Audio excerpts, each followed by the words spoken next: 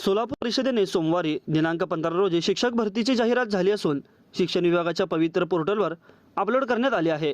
त्यानुसार आता सोलापूर जिल्हा परिषदेमध्ये मराठी, इंग्रजी, कन्नड व उर्दू माध्यमाचे एकूण 468 शिक्षक मिळणार आहेत। फेब्रुवारी अखेर शिक्षक भरतीची प्रक्रिया संपवली जाणार आहे। सोलापूर जिल्हा परिषदेच्या 2795 शाळा आहेत। साधारणतः 7 वर्षांपासून शाळांमधील संपूर्ण रिक्त पदांची भरती न झाल्याने विद्यार्थ्यांच्या प्रमाणात शिक्षकच कमी आहेत।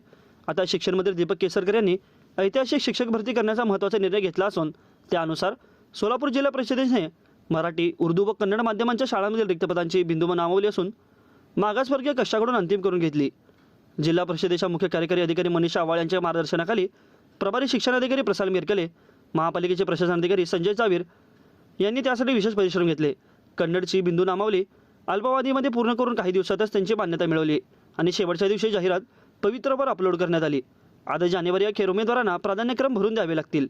प्राधान्यक्रमामध्ये उमेदवारांना किती जिल्हा परिषदांचे पर्याय द्यायचे आहे याचे बंधन नसून त्यानंतर गुणवत्ता यादी प्रसिद्ध होईल व संबंधितांना नेमणूक करण्यात येतील।